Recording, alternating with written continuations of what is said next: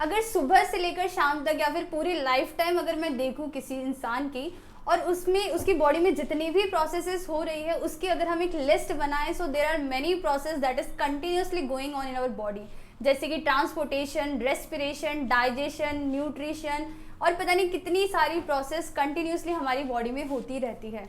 लेकिन क्या होगा अगर इनमें से एक भी प्रोसेस ना हो, किसी भी रीज़न की वजह से, बीमारी की वजह से या फिर कोई भी रीज़न, तो फॉर श्योर वो इंसान जो है वो मर जाएगा, क्योंकि ये जितनी भी प्रोसेस है वो नेसेसरी है मेरी हेल्दी लाइफस्टाइल को मेंटेन रखने के लिए।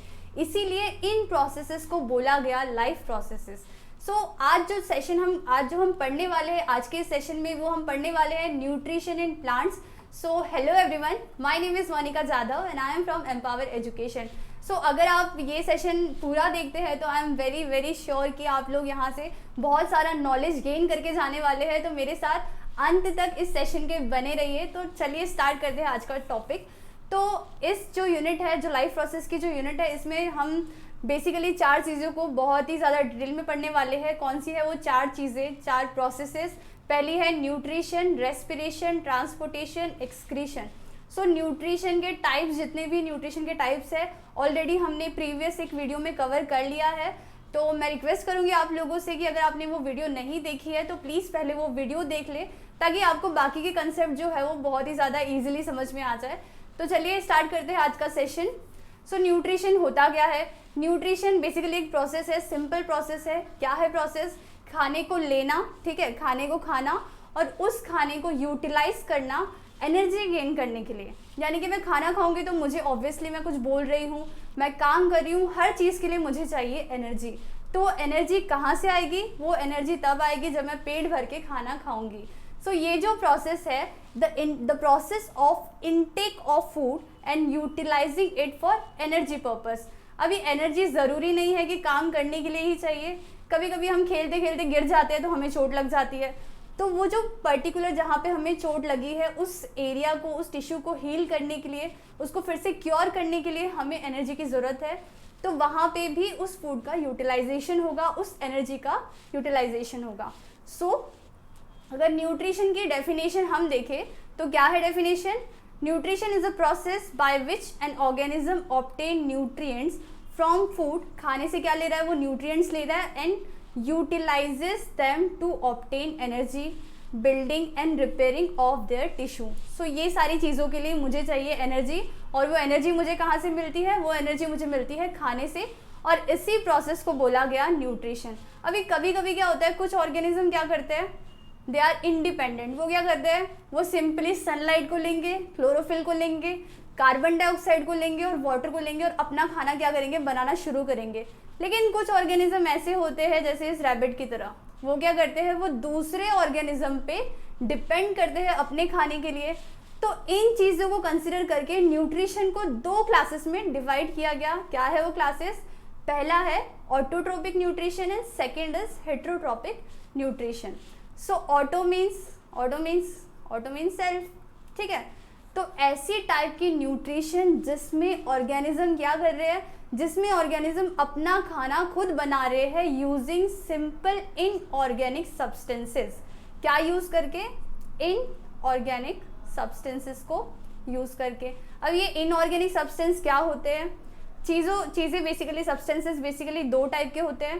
पहला है ऑर्गेनिक और दूसरा है इनऑर्गेनिक, ठीक है। ऑर्गेनिक क्या होते हैं? ऑर्गेनिक ऐसे चीज़ें होती है जो हमें किसी लिविंग थिंग से मिली है। जैसे कि अगर मैं गोबर की बात करूं तो वहाँ वो किससे आया है? किसी एक लिविंग ऑर्गेनिज्म से आया है। So that is organic. लेकिन इनऑर्गेनिक ऐसी चीज़ें होती है, ऐसे सब्सटेंस होते हैं जो हमें किसी लिविंग ऑर्गेनिज्म से नहीं मिलते। जैसे सनलाइट हमें लिविंग ऑर्गेनिज्म से नहीं मिलती, वाटर भी हमें किसी लिविंग ऑर्गेनिज्म से नहीं मिलता। सो इसीलिए इसको बोला गया इनऑर्गेनिक सब्सटेंसेस। तो जो ऐसे ऑर्गेनिज्म, ऐसी टाइप की न्यूट्रिशन जिसमें ऑर्गेनिज्म क्या कर रहे हैं? जिसमें ऑर्गेनिज्म इनऑर्गेनिक सब्सटेंसेस जैसे कि sunlight, carbon dioxide, water, chlorophyll, इसकी प्रेजेंस में क्या कर रहे हैं? इसकी प्रेजेंस में अपना फूड प्रिपेयर कर रहे हैं, अपना खाना बना रहे हैं। ऐसी टाइप की न्यूट्रिशन को बोला गया ऑटोट्रोपिक न्यूट्रिशन। और ऐसे ऑर्गेनिज्म जो ऑटोट्रॉपिक न्यूट्रिशन शो करते हैं उनको बोला जाता है autotrophs. They are known as autotrophs. So heterotrophic nutrition क्या होती है? ऐसी टाइप की न्यूट्रिशन जिसमें ऑर्गेनिज्म को किसी और ऑर्गेनिज्म पे डिपेंड रहना पड़ता है अपने खाने के लिए, ठीक है। जैसे यहाँ पे ये जो चींटी है ये किस पे डिपेंड है? ये ग्रास पे डिपेंड है। और ये जो बर्ड है ये किस पे डिपेंड है? ये इस चींटी पे डिपेंड है। सो ऐसी टाइप की न्यूट्रिशन जिसमें किसी ऑर्गेनिज्म को दूसरे ऑर्गेनिज्म पे डिपेंड रहना पड़ता है अपने खाने की रिक्वायरमेंट्स के लिए, इस टाइप की न्यूट्रिशन को बोला जाता है हेटेरोट्रॉपिक न्यूट्रिशन। तो आज हम बहुत ज़्यादा डिटेल में पढ़ने वाले हैं ऑटोट्रॉपिक न्यूट्रिशन के बारे में, तो चलिए स्टार्ट करते हैं। सो ऑटोट्रॉपिक न्यूट्रिशन में जो खाने की सिंथेसिस होती है, जो खाने की प्रोसेस, जो खाना बनाया जाता है, that process is known as photosynthesis. Photo means light, ठीक है। फोटो का मतलब होता है लाइट, यानी कि लाइट को यूज़ करके, सनलाइट को यूज़ करके खाने की सिंथेसिस करना, खाने को बनाना, ऐसी प्रोसेस को क्या बोला गया? ऐसी प्रोसेस को बोला गया फोटोसिंथेसिस। यानी कि ये जो प्रोसेस है autotrophic nutrition in the absence of sunlight भी हो सकती है। कभी कभी क्या होता है, कभी कभी कुछ ऑर्गेनिजम्स जो है वो कुछ केमिकल्स को यूज़ करके भी अपना खाना प्रिपेयर करते हैं। ऐसी टाइप की न्यूट्रिशन को बोला जाता है chemosynthesis. Chemo stand for chemical and synthesis means बनाना, यानी कि केमिकल्स को यूज़ करके अपना खाना प्रिपेयर करना, ठीक है। सो क्या होता है फोटोसिंथेसिस की प्रोसेस में? फटाफट से देख लेते हैं। फोटोसिंथेसिस की प्रोसेस में 3 स्टेप्स इन्वॉल्व होते हैं, 3 चीज़ें इन्वॉल्व होती है। क्या है वो चीज़ें? पहला है एब्जॉर्प्शन, सेकेंड है conversion and third one is reduction. So absorption कौन करेगा? एब्जॉर्प्शन करेगा क्लोरोफिल। अब ये क्लोरोफिल किस चिड़िया का नाम है भाई? अभी आपने देखा होगा प्लांट सेल का स्ट्रक्चर जब भी हम ड्रॉ करते हैं तो हम वहाँ पे एक छोटा सा स्ट्रक्चर ऐसे क्लोरोप्लास्ट करके भी कुछ हम ड्रॉ कर देते हैं, क्लोरोप्लास्ट भी हम कुछ ड्रॉ करते हैं। That chloroplast contain chlorophyll. Chloroplast contain chlorophyll, एक पिगमेंट होता है दैट इज क्लोरोफिल, ठीक है। इस पिगमेंट को बोला गया क्लोरोफिल। तो ये क्लोरोफिल क्या करता है? ये क्लोरोफिल एब्जॉर्ब करता है, ट्रैप करता है सनलाइट को। यही क्लोरोफिल क्या करता है? सनलाइट को एब्जॉर्ब करने का काम करता है, ट्रैप करने का काम करता है, ठीक है। सेकेंड प्रोसेस क्या है? सेकेंड है कन्वर्जन, यानी कि ये जो लाइट एनर्जी इस क्लोरोफिल ने एब्जॉर्ब की, इसका कन्वर्जन किस में होगा? इसका कन्वर्जन होगा केमिकल एनर्जी में, ठीक है। क्लियर? Very good. और कन्वर्जन में दूसरी चीज़ क्या हो रही है? ये जो वाटर था, यानी कि ये जो वाटर इस प्लांट को मिला यहाँ से, ये वाटर जो है ये ब्रेक डाउन हो जाएगा, टूट जाएगा किसमें? हाइड्रोजन एंड, ये टूट जाएगा किसमें? हाइड्रोजन एंड ऑक्सीजन में। ये अलग अलग हो जाएगा, सेपरेट हो जाएगा, टूट जाएगा। और थर्ड प्रोसेस क्या हो रही है? थर्ड चीज़ क्या हो रही है इसमें? रिडक्शन। रिडक्शन की डेफिनेशन आपने चैप्टर 1 में पढ़ी है।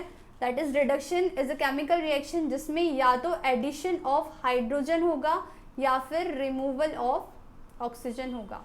तो यहाँ पे क्या बोला उन्होंने? रिडक्शन किसका हो रहा है? कार्बन डाइऑक्साइड का कार्बोहाइड्रेट्स में, यानी कि कार्बन डाइऑक्साइड में क्या ऐड हो रहा है? कार्बन डाइऑक्साइड में ऐड हो रहा है हाइड्रोजन, इसीलिए इस प्रोसेस को बोला गया reduction. So process of photosynthesis involve 3 चीज़ें। क्या है वो? Absorption, conversion and reduction. So reaction आपको पूछ ली जाती है कई बार एग्जाम में, तो इस रिएक्शन को अच्छे से देख लीजिए। दिस इज 6 कार्बन डाइऑक्साइड के मॉलिक्यूल जब रिएक्ट करते हैं 12 वाटर मॉलिक्यूल के साथ, तो वो क्या बनाते हैं? वो बनाते हैं in the presence of sun energy and chlorophyll, तो वो क्या बनाते हैं? वो बनाते हैं ग्लूकोज, जिसमें 6 वाटर मॉलिक्यूल रिलीज होते हैं और 6 ऑक्सीजन के मॉलिक्यूल भी रिलीज होते हैं। सो this is all about photosynthesis की क्या प्रोसेस इन्वॉल्व होती है, ये सब उसके बारे में है। तो चलिए, अभी हमें ये तो पता है कि सनलाइट कहाँ से आ रही है? सनलाइट आ रही है हमें कहाँ से? सनलाइट कौन एब्जॉर्ब कर रहा है? सनलाइट एब्जॉर्ब कर रहा है क्लोरोफिल। वाटर कहाँ से आ रहा है? वाटर आ रहा है हमारे रूट्स से। लेकिन व्हाट अबाउट दिस गैसेस? ये कार्बन डाइऑक्साइड गैस कहाँ से आ रही है और कहाँ से जा रही है, ये कैसे पता चलेगा? सो यहाँ पे अगर हम लीफ का स्ट्रक्चर अगर हम जूम करें, इस लीफ के स्ट्रक्चर को अगर मैं थोड़ा सा जूम करके देखूँ तो वहाँ पे मुझे दिखते हैं छोटे छोटे से पोर्स। जैसे हमारे स्किन पे भी पोर्स होते हैं, जब आप बहुत ज़्यादा भागते हो तो आपको क्या आते हैं? आपको पसीने आते हैं। सो हमारी स्किन में भी बहुत सारे पोर्स प्रेजेंट होते हैं, लेकिन we are not able to see that pores. So वैसे ही लीव्स के सरफेस पे या फिर पूरे प्लांट में बहुत सारे स्टोमेटा प्रेजेंट होते हैं, लेकिन सबसे ज़्यादा जो है वो लीव्स में प्रेजेंट होते हैं, ठीक है। तो लीव्स के जब इतने पार्ट को मैंने जूम करके देखा तो मुझे वहाँ पे दिखा एक stomata. Stomata is something pores like structure, ठीक है। स्टोमेटा का काम क्या है? स्टोमेटा का काम है एक्सचेंज ऑफ गैसेस करना और ट्रांसपिरेशन करना, यानी कि एक्सेस अमाउंट ऑफ वाटर जो प्रेजेंट है उसको रिमूव आउट करना। वो जो निकालने की प्रोसेस है, रिमूव करने की प्रोसेस है, वो भी कहाँ से हो रही है? वो भी स्टोमेटा से हो रही है। और एक्सचेंज ऑफ गैसेस जो है वो भी कहाँ से हो रहा है? वो भी स्टोमेटा से हो रहा है। सो ये स्टोमेटा खुलते हैं, बंद होते हैं, खुलते हैं, बंद होते हैं। अब ये खुलते और बंद कैसे होते हैं? यहाँ पे सेल्स प्रेजेंट होते हैं जिनको बोला जाता है गार्ड सेल। गार्ड सेल का काम क्या है? गार्ड सेल का काम है इन स्टोमेटा को ओपन और क्लोज करना। कैसे? अभी क्या होता है, जैसे ही इस गार्ड सेल में पानी आ गया, ठीक है, दिस इज वाटर, जैसे ही इसमें पानी भर दिया तो ये क्या हो जाएंगे? ये फूल जाएंगे। इनके फूलने की वजह से क्या होगा? ये स्टोमेटा के जो पोर्स है दैट विल ओपन, और जैसे ही ये पानी इसमें से रिलीज आउट होगा, निकल जाएगा, वैसे ही क्या हो जाएंगे? ये फिर से सिकुड़ जाएंगे, श्रिंक हो जाएंगे और स्टोमेटा क्या हो जाएगा? स्टोमेटा क्लोज हो जाएगा। जब ये खुलते हैं तो एक्सचेंज ऑफ गैसेस होती है, ठीक है। कार्बन डाइऑक्साइड फोटोसिंथेसिस के टाइम पे एब्जॉर्ब किया जाता है और ऑक्सीजन जो है वो एनवायरनमेंट में रिलीज किया जाता है। सो this is all about stomata, ठीक है। I hope it is clear. कुछ इंपॉर्टेंट क्वेश्चन आज के इस टॉपिक से जो आपसे एग्जाम में पूछ लिए जाते हैं। सो क्या है वो क्वेश्चंस, फटाफट से देख लेते हैं। पहला है ऑटोट्रॉपिक न्यूट्रिशन और हेटेरोट्रॉपिक न्यूट्रिशन के बारे में डिफरेंस पूछ लिया जाता है इस टॉपिक से रिलेटेड आपको। या फिर पूछते हैं कि, या फिर क्वेश्चन ये भी आ सकता है कि रॉ मटेरियल्स जो फोटोसिंथेसिस के लिए चाहिए प्लांट को, वो कहाँ कहाँ से प्लांट्स को मिलता है, पानी कहाँ से मिलता है, गैसेस कहाँ से मिल रही है, वो सारी चीज़ें भी आपको पूछ ली जाती है। या फिर एक क्वेश्चन ये भी आता है कि ग्रीन प्लांट को प्रोड्यूसर क्यों कहा जाता है? क्यों कहा जाता है? क्योंकि वो अपना खाना खुद प्रिपेयर करते हैं, that's why they are known as producer. फिर what is autotrophic nutrition, what are the raw materials. Raw materials हमने पढ़े क्या क्या थे? Sunlight, chlorophyll, carbon dioxide and water, minerals. Water और मिनरल्स डिजॉल्व होके, मिनरल्स जो है वो वाटर में डिजॉल्व हो जाते हैं और रूट्स जो है उसको एब्जॉर्ब कर लेते हैं, ठीक है। और प्लांट को कार्बन डाइऑक्साइड और वाटर कहाँ से मिलता है? साइट ऑफ फोटोसिंथेसिस क्या है, यानी कि फोटोसिंथेसिस कहाँ पे होती है? तो फोटोसिंथेसिस कहाँ पे होती है? क्लोरोप्लास्ट में होती है, क्योंकि chloroplast contain a pigment that is known as chlorophyll. So this is all about today's session. I hope you have enjoyed, और बहुत सारी चीज़ें आपको पता चली आज के इस सेशन से।